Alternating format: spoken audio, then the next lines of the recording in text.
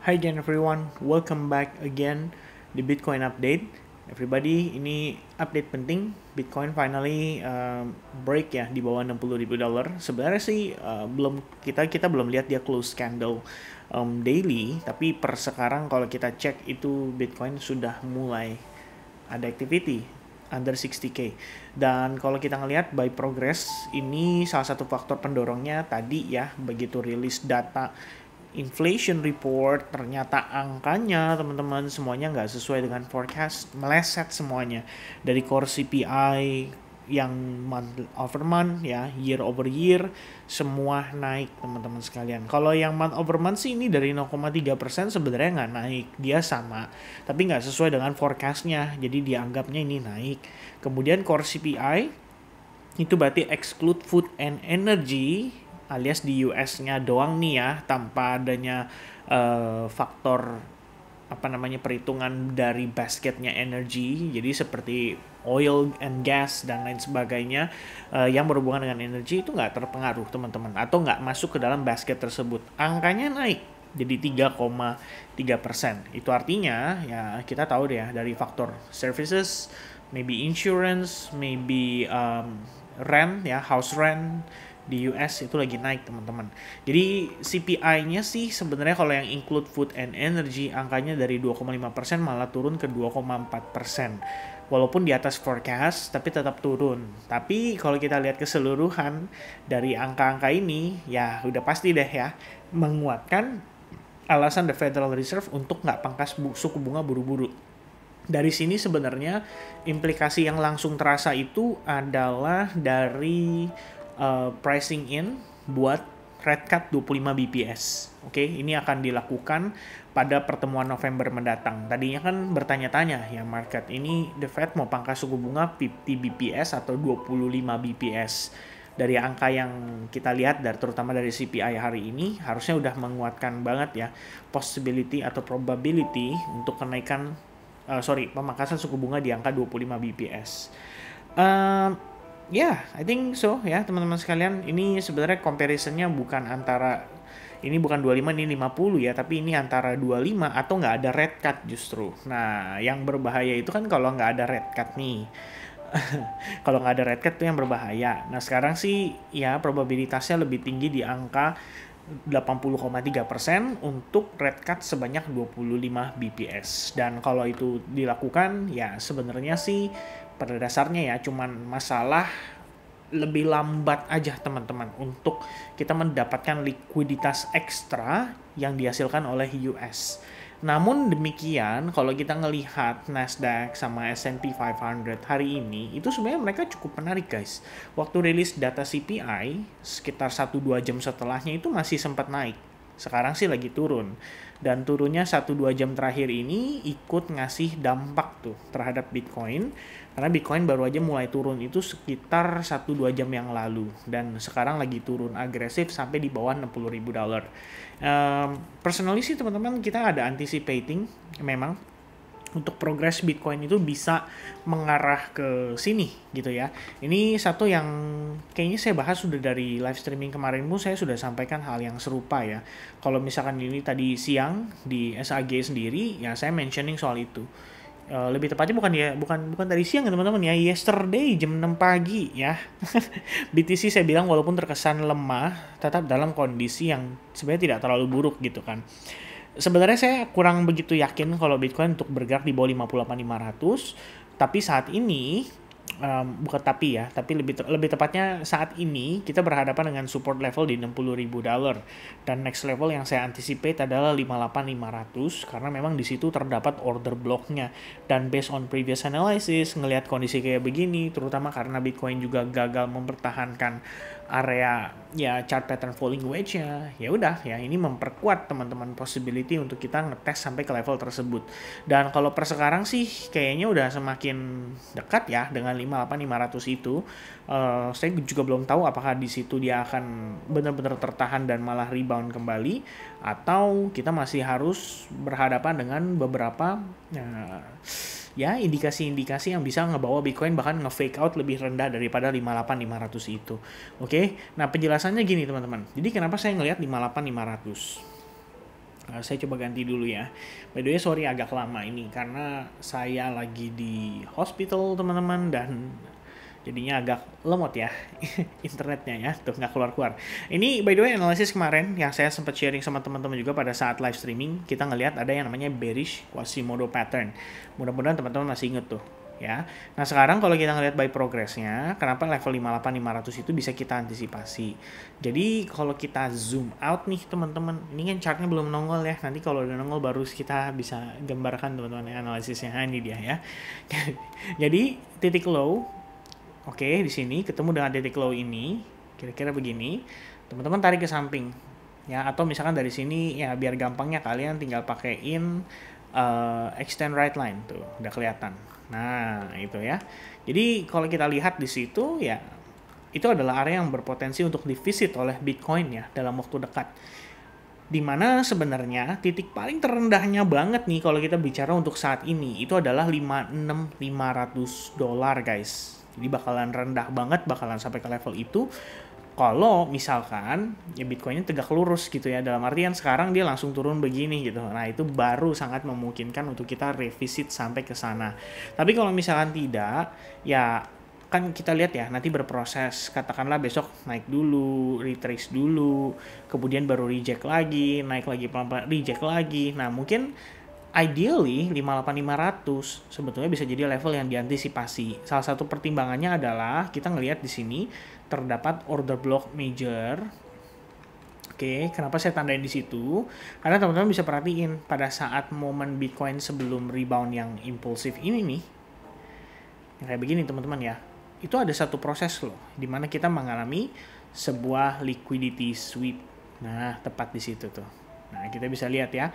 Jadi ada low point internalnya, kemudian di fake out dulu, baru kemudian marketnya start reverse. Ya kan, reverse-nya lebih impulsif lagi, dan setelah itu ada pullback, baru dia naik lagi. Nah, sebenarnya inilah area yang, kenapa saya bilang 58.500 jadi next area yang saya perhatikan. Kalau misalkan dari posisi sekarang sih, turunnya kan lumayan deras. Jadi saya nggak gitu yakin ya, apakah di level itu bisa bertahan gitu teman-teman sekalian. Tapi biasanya kalau misalkan udah mulai melambat momentumnya, kita juga nggak lihat dia langsung mantul gitu kenceng gitu ya, kecuali ada berita gitu kayak faktor-faktor pendukung. Pada saat itu kan dia terjadi rebound kenceng itu aja pada saat jam New York itu sekitar tanggal 17-an September, hari Selasa. Oke. Nah kalau sekarang teman-teman sekalian ya, ini udah lewat jam high volume, mungkin nanti masih ada jam settlement ETF, maybe around jam setengah 3, jam 3 pagi teman-teman sekalian. Jadi saya nggak tahu nih apakah di sini akan langsung dapat reaction gitu. Kalaupun misalkan pada settlement hari ini, dengan data yang terlihat, terutama untuk inflation report ini, ditambah dengan initial jobless claim naik pula ya, jadi 258.000.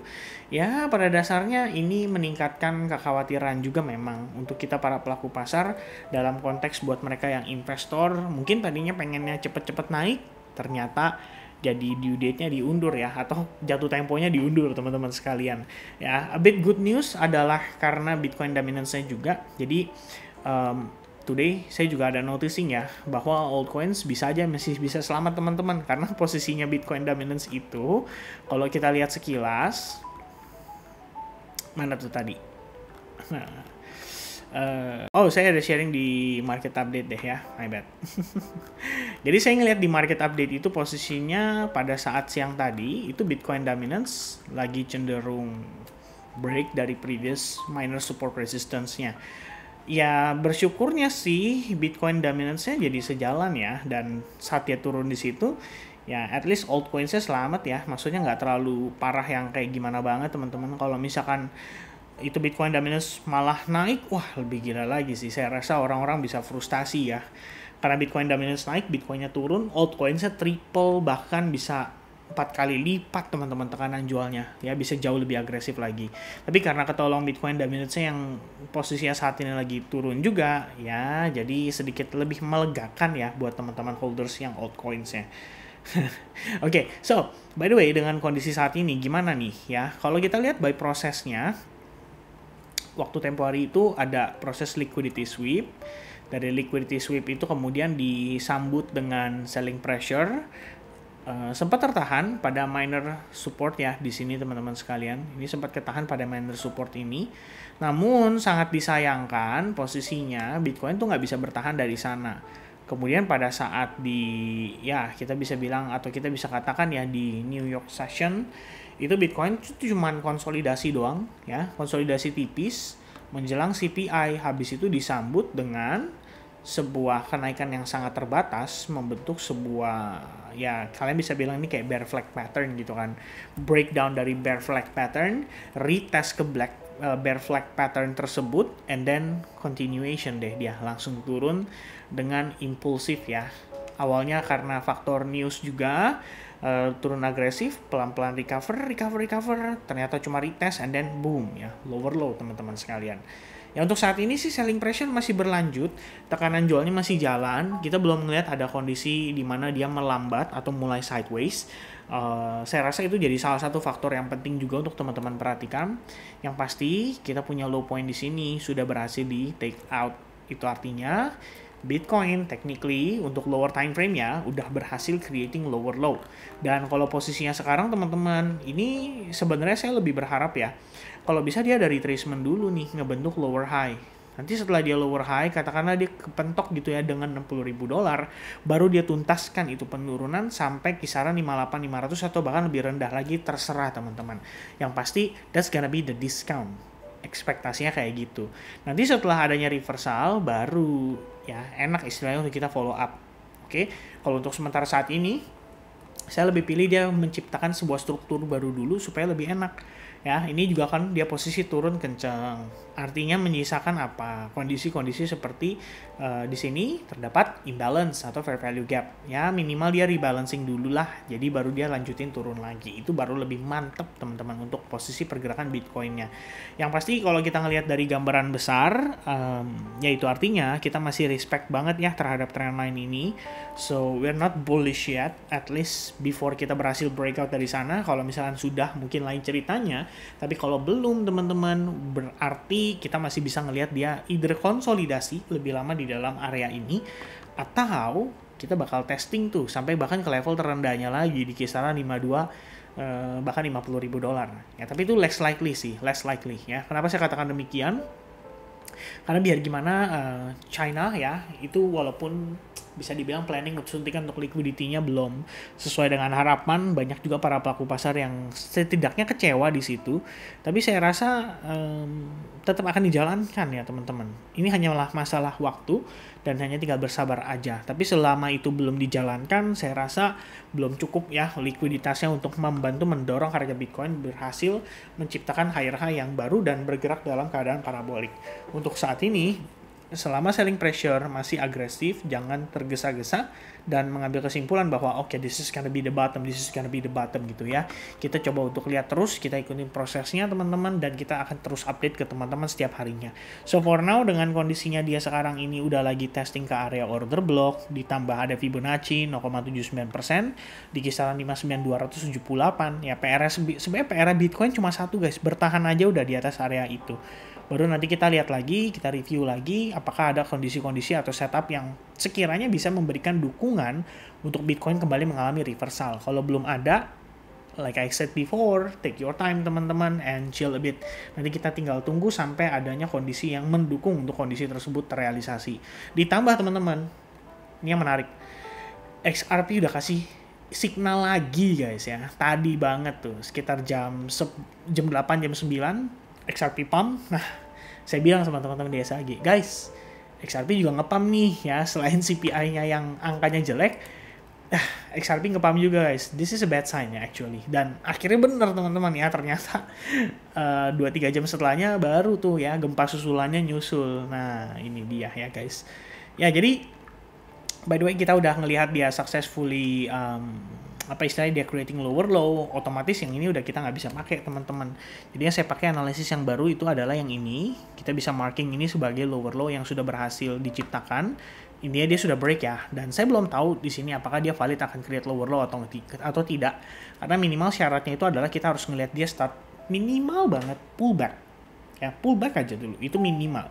Kalau dia ada retracement atau inducement itu lebih bagus lagi. Tapi karena di sini dia selling pressure lumayan agresif, terus teman-teman tadi udah lihat juga kan, ketika dia break dari bear flag itu, sempat ada proses di mana dia menciptakan lebih banyak liquidity ya pada saat proses retestnya. Jadi kita bisa ambil kesimpulan di area itu tuh yang menjadi areanya ya. Jadi kita bisa marking di kisaran 2 range ini nih. Wait a minute guys. Okay.